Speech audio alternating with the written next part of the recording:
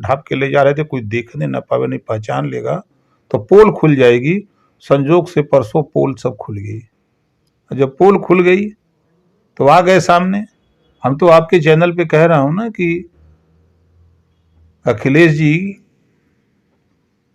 विरासत में राजनीति पाए हो। ओम प्रकाश राजभर धरती पर मेहनत करके राजनीति पाया है। कुछ दिया हो तो बता दो।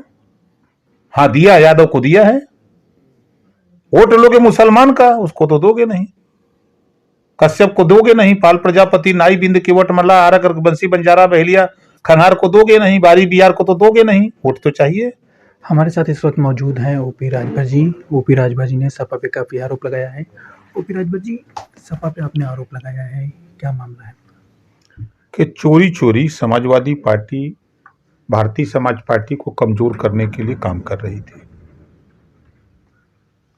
जिस नेता को हम लोग गाड़ी, पैसा, तेल सारी व्यवस्था दे के चलाते थे, एकाएक उसके दरवाजे पर 10 ठो फोर व्हीलर गाड़ी पहुंच जाए, 20 ठो स्प्लेंडर खड़ी हो जाए और वो सिर्फ गरियाना शुरू करे ओम प्रकाश राजभर को, तो ये क्या दिखता है? उसकी चोरी परसों पकड़ी गई।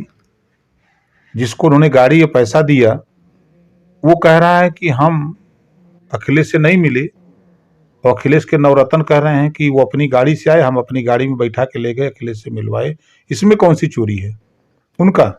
तो दोनों की बात टैली कर लीजिए। और जो नेता आया तो सीना ठोक के जाना चाहिए। जैसे हम जाते हैं किसी के यहाँ, सीना ठोक के जाते हैं, खोल के एकदम जाते हैं, सीना ठोक के बोलते हैं। वो जा रहा है तो जैसे दुल्हन तोप ढाप के ले आते हैं ना, वैसे ही पूरा दुल्हन की तरह तोप ढाप के ले जा रहे थे। कोई देखने न पावे नहीं पहचान लेगा तो पोल खुल जाएगी। संजोग से परसों पोल सब खुल गई। जब पोल खुल गई तो आ गए सामने। हम तो आपके चैनल पे कह रहा हूं ना कि अखिलेश जी विरासत में राजनीति पाए हो। ओम प्रकाश राजभर धरती पर मेहनत करके राजनीति पाया है। कितने दिन आप धोखा दोगे मुसलमानों को? सरकार बनी, आप भी 5 साल रहे। 5 साल में आप बता दो कितना मुसलमानों को सिपाही दरोगा बनाए। नफरत तो इतना पैदा कर दिया है आपने कि बीजेपी से मुसलमान के बीच में नफरत की खाई आपने इतनी चौड़ी कर दी। दिया क्या मुसलमानों को आपने? कुछ दिया हो तो बता दो। हाँ दिया, यादव को दिया है। वोट लोगे मुसलमान का, उसको तो दोगे नहीं। कश्यप को दोगे नहीं। पाल प्रजापति, नाई बिंद केवट मल्ला, आरक बंसी बंजारा बहेलिया खंगार को दोगे नहीं। बारी बिहार को तो दोगे नहीं। वोट तो चाहिए। जब हिस्से की बात करिए तो अखिलेश जी को बुरा लगता है कि हिस्सा क्यों मांग रहा है। उनके यहां गुलाम नेता चाहिए, लोडर। अगर मालिक कह दे कि यह खेत खन्नो तो वह खेत खन्ना है, ये ना पूछा कि काहे खन्नी। तो ओम प्रकाश राजभर हक के लिए निकला, हिस्सेदारी के लिए। जिसकी जितनी संख्या भारी उसकी उतनी हिस्सेदारी दिलाने के लिए जातिवार जनगणना हो, एक समान अनिवार्य फ्री शिक्षा लागू हो, घरेलू बिजली का बिल माफ हो। प्रदेश में गांधी जी के नाम पर जब गुजरात में शराब बंद हो सकती है, बिहार हो सकती है, तो यूपी में भी शराब बंद कराने की लड़ाई, गरीबों का इलाज फ्री में कराने की लड़ाई हम लोग लड़ रहे हैं। तो ये बात जब सामाजिक न्याय समिति की रिपोर्ट लागू करने की बात आती है तो अखिलेश जी तिरमिला उठते हैं।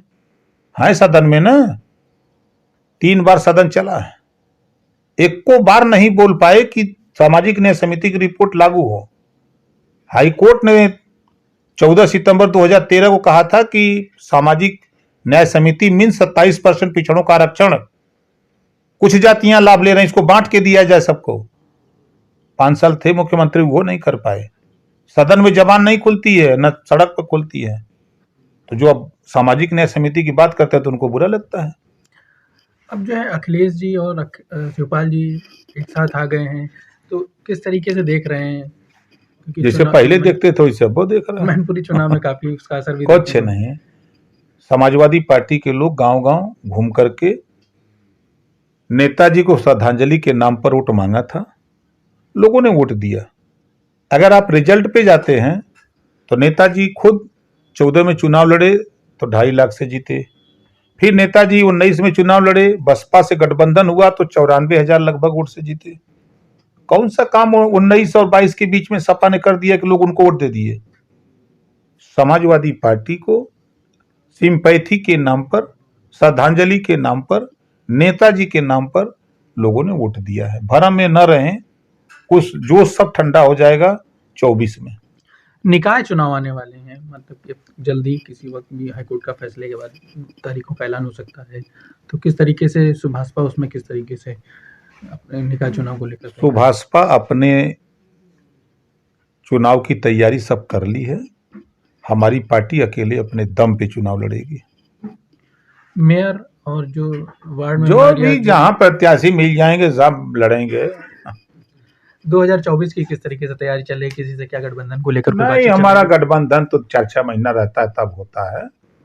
अभी तो देखिए हम लोग, अभी आपने देखा कि महिला हक अधिकार महारैली मऊ में देखा कि नहीं, 50,000 महिलाएं जुटी थी। इसी 27 तारीख को फैजाबाद के सुल्तानपुर में होने जा रहा है।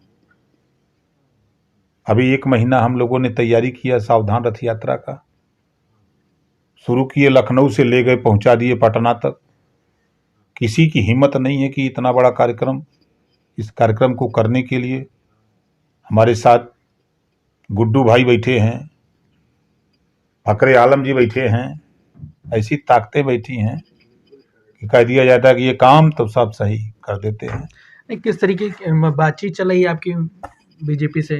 करता हो नहीं यार, चल ये सब कहाँ से आप लोग पकड़ के लिए आते हो बात? बहुजन समाज पार्टी से देखिए, किसी से कोई बात नहीं। राजनीति में अभी लोकसभा का चुनाव दूर है, आएगा टाइम तो गठबंधन कहाँ कहाँ कैसे हो रहा है, कौन सा गठजोड़ बन रहा है, कौन मजबूत गठजोड़ है, कौन कमजोर गठजोड़ है, तब उसके बाद इस पे विचार होता है। तीसरे मोर्चे को लेकर भी कहाँ से मोर्चा तीसरा आई? कौन तीसरा मोर्चा के बनाई? मायावती जी अकेले लड़ी हैं, अखिलेश जी अकेले लड़ी हैं, सब तो कौन मोर्चा अकेले हुई? ये इन्होंने कुछ न कह पाई है। सबसे बड़ा दुश्मन वंचित समाज का, पिछड़े दलित अल्पसंख्यक का सबसे बड़ा दुश्मन अगर कोई है तो मायावती जी और अखिलेश जी हैं। यह दोनों ना चाहते हो कि ये लोग के हिस्सा मिले, ये लोग के सम्मान मिले, ये लोग का काम हो, ये लोग का बात बढ़े, ये लोग का हिस्सेदारी मिले। ये दोनों आपस में लड़त हुआ सा, इन दोनों की लड़ाई में नुकसान हो रहा है पूरे समाज का। ये थे ओपी राजभर जी, इनसे काफी सवालों की बातचीत की गई, सारे जवाब दिए हैं। एनबीटी ऑनलाइन के लिए अभय सिंह राठौर की रिपोर्ट।